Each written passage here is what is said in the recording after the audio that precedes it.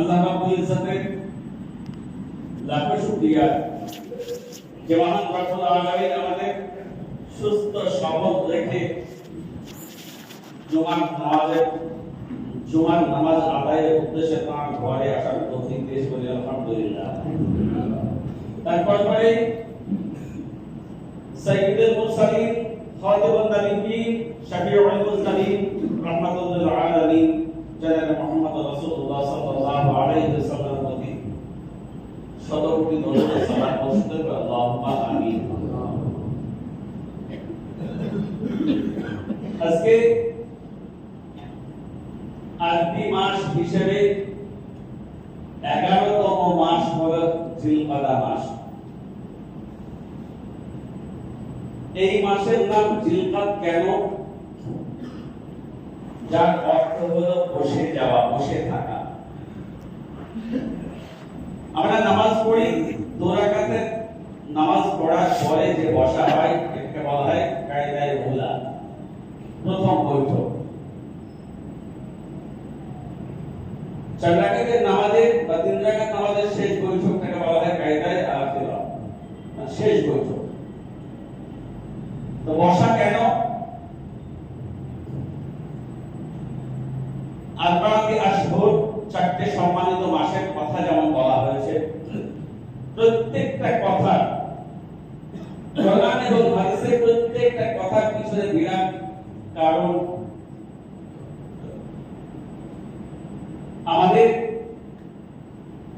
আমরা অতটা বোঝার চেষ্টাও করিনি আর বুঝিও। রজব মাস একটা গুরুত্বপূর্ণ মাস। নবী সাল্লাল্লাহু আলাইহি ওয়াসাল্লাম যে মাসে মেরাজে গিয়েছিলেন, 27শে রজবুল মুরাজ্জাব, নবী সাল্লাল্লাহু আলাইহি ওয়াসাল্লামকে আল্লাহ রাব্বুল ইজ্জত তার কাছে ডেকেছিলেন। অনেক লম্বা চওড়া ঘটনা। মক্কা মুআজ্জামা থেকে বাইতুল মুকাদ্দাস থেকে প্রথম আসমান, দ্বিতীয় আসমান, তৃতীয় আসমান, চতুর্থ আসমান, পঞ্চম, ষষ্ঠ, সপ্তম আসমানে যাওয়ার পরে আল্লাহ আরশ, লৌহ, কলম, কুরসি, জান্নাত, জাহান্নাম সবকিছু জিয়ারত করিয়ে ফিরিয়েছিলেন রজব মাসে। তার সকল আদায়ের উদ্দেশ্যে নবী সাল্লাল্লাহু আলাইহি ওয়াসাল্লাম বিশেষ ইবাদত করতেন, যদিও সেটা আমাদের জন্য সুন্নাত না হল। তারপরে মাস শাবান, যে শাবান মাসে লাইলাতুল মিন নিসফি শাবান, শাবান মাসের 15 তারিখের রাতে বিশেষ ইবাদত বন্দেগী করতেন, যদিও সেটা সুন্নাত না হল। তারপরে মাস রমজান। প্রত্যেকটা মুসলমানের জন্য ইসলামের 5টা আরকানের মধ্যে কলমা, নামাজ, দ্বিতীয় ফরজ সেটা হলো রোজা। প্রত্যেকটা মুমিন রোজা সিয়াম পালন করেছে, রোজা রেখেছে, সঙ্গে সঙ্গে যাকাত আদায় করেছে। চতুর্থ আরকান হলো যাকাত। সিয়াম পালন করেছে, যদি সেটা ফরজ, তার সঙ্গে সঙ্গে নফল হিসেবে ইফতারি সওয়াব, সেহরি সওয়াব, রমজানের প্রত্যেকটা মুহূর্ত এত সর্বনিম্ন যেটা দেওয়া হয়েছে সেটা 70 গুণ। 70 গুণটা কিন্তু শেষ নয়, সর্বনিম্ন 70 গুণ। এই রমজান সিয়াম পালনের পরে শাবান মাসের প্রথম তারিখে ঈদ উদযাপন করা হয়েছে। তারপরে শাবানের পরে আসে জিলকাদা, এই মাস। আজকে এই জিলকাদা মাসের 8 তারিখ। জিলকাদা মাস শুরু হয়েছে মানে হজের প্রস্তুতি হয়ে গেছে। ইসলামের আরেকটা বড় ফরজ আর আহকাম, সেটা হলো হজ। হজের প্রস্তুতি শুরু হয়ে গেছে। এই সময়ে, এই মাসে নবী সাল্লাল্লাহু আলাইহি ওয়াসাল্লামের জামানায় শুধু নয়, আইয়ামে জাহেলিয়াতের যুগে যাদের সময়ে ভালো মন্দ চিন্তা ভাবনা বলে কিছু ছিল না, মামুলি ব্যাপার নিয়ে তারা যুগ যুগ ধরে যুদ্ধ চালাতো, ন্যায় অন্যায় বোধ যাদের ছিল না, সেই সময় তাদের সম্ভ্রান্ত ফ্যামিলি, সম্মানী মানুষ, বর্ধিত মানুষ বিবেচনা করা হতো। দেখ কার ঘরে কত বছরের পুরাতন মদ আছে, যার ঘরে যত বেশি তাকে সেই বাজারে সম্ভ্রান্ত সম্মানী নির্ধারণ করা হতো। আর মদ ছাড়া তাদের কোনো কাজই চলতো না। আড্ডা, আসর, মজলিস, মাহফিল যাই বলুন না কেন, তার সর্বপ্রথম তাদের যেটা দরকার ছিল, যেটা না হলে চলতো না, সেটা হলো 1 নম্বরে মদ।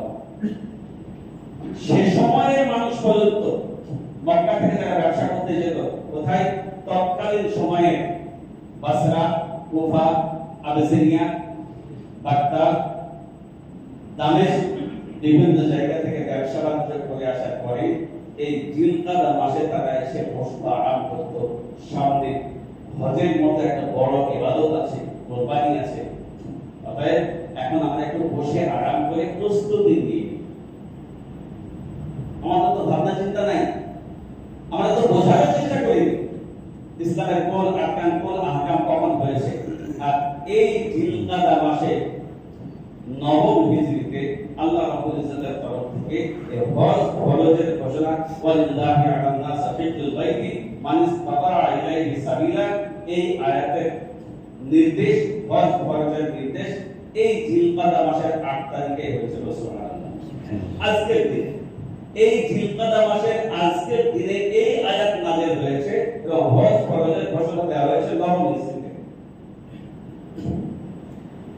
এই ধরনের বহু ঘটনা প্রত্যেকটা মাসে আছে, তার মধ্যে জিলকাদা মাসের ঘটনা আমাদের একটু বেশি গেছে। হযরত ইব্রাহিম আলাইহিস সালাম, হযরত ঈসা আলাইহিস সালাম, তাদেরকেও বিশেষ ঘোষণা দেওয়া হয়েছে, তারা এই জিলকাদা মাসে করা হয়েছে। যাকে নবী করিম সাল্লাল্লাহু আলাইহি সাল্লাম ইসলামের গুরুত্বপূর্ণ যে বিষয়গুলো আছে সেই বিষয়গুলোর মধ্যে এই জিলকাদা মাসে যেমন খন্দকের যুদ্ধের শুরু 5 তারিখে সালমান ফারসি রাদিয়াল্লাহু তাআলা আনহুর মাশওয়ারায় খন্দক খোদা শুরু হয়েছিল, গত জুমায় যেটা বলা হয়েছে। দ্বিতীয় ঘটনা, নবম হিজরিতে নবী সাল্লাল্লাহু আলাইহি সাল্লাম স্বপ্নে দেখলেন। প্রত্যেকটা সাহাবার মনের মধ্যে একটা কষ্ট ছিল যে মক্কার মুআজ্জামাতে আমরা লালন পালন জন্মেছি, সেখানে মানুষ হয়েছি, লালন পালন হয়েছি, সেখানকার পাহাড় পর্বত, সেখানকার মাটি, কাবা চত্বর, জন্মভূমি থেকে ছেড়ে বিদেশে থাকা লম্বা সময় প্রত্যেকের জন্য কষ্টকর। সাহাবারা রাদিয়াল্লাহু তাআলা আজমাইনরা দ্বীনের স্বার্থে সবকিছু ত্যাগ করেছেন, কিন্তু মন থেকে কোনোমতে ভুলতে পারতেন না কাবার কথা। যাদের ধুলোবালিতে যে পাহাড় পর্বতগুলো সাক্ষী আছে, তারা সেই মাটিতে, সেই কাবাতে মানুষ হয়েছে, সেই কাবাতে বারবার তাদের তওব হয়েছে। এখন ঘটনাক্রমে সেই কাবা থেকে কত দূর? প্রায় 500 কিলোমিটার দূরে পড়ে আছে। সেই কাবাতে একবার দর্শন করার ক্ষমতা বা অধিকার তাদের নেই। নবী সাল্লাল্লাহু আলাইহি সাল্লাম স্বপ্নে দেখলেন তিনি যেন কাবা তওব করছেন। নবীর স্বপ্ন সাহাবা রাদিয়াল্লাহু তাআলা আনহুকে বললেন, আমি এই স্বপ্ন দেখেছি। বুঝে গেলেন হুজুর সাল্লাল্লাহু আলাইহি সাল্লামের কাবায় যাওয়ার সময় হয়ে এসেছে। মক্কা থেকে সাহাবা রাদিয়াল্লাহু তাআলা আনহুকে 1400 সাহাবার একটা কাফেলা নিয়ে বেরোলেন কাবা তওব বা উমরা করার উদ্দেশ্যে। মদিনা থেকে চলে গেলেন কাবার কাছাকাছি, মক্কার কাছাকাছি, মাত্র 14 কিলোমিটার দূর, যে জায়গাটার নাম হলো হুদাইবিয়া। মক্কা থেকে দূরত্ব মাত্র 14 কিলোমিটার।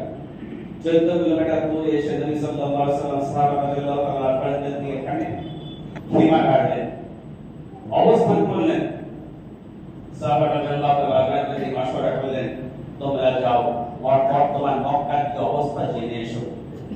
ওমর রাদিয়াল্লাহু তাআলা আনহুকে নির্বাচন করলেন, ওমর তুমি মক্কা যাও, গিয়ে তাদের মন মানসিকতা দেখে এসো, আমরা কাবায় যাব উমরা করার উদ্দেশ্যে, অবস্থা হালাত তুমি দেখে এসো।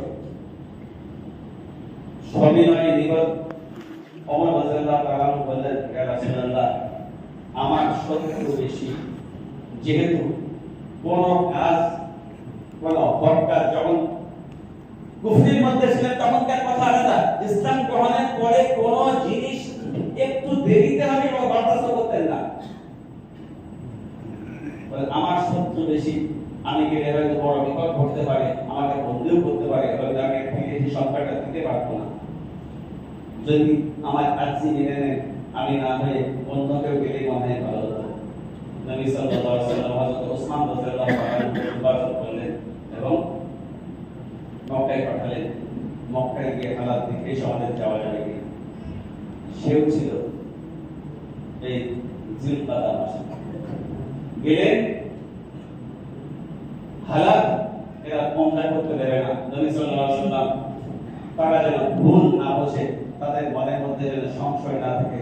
1400 সাহাবা সবাই ইহরাম করে গিয়েছিলেন, তারা দেখে যেন বুঝে যায় ওই ওমরার উদ্দেশ্যে এসেছে, যুদ্ধ করা বা তাদের বদলা নেওয়ার জন্য আসে। কিন্তু তাও তাদের সহ্য হয় নাই, যে সন্দেহ হয়েছিল সেটা এই জিলকাদ মাসে। অতএব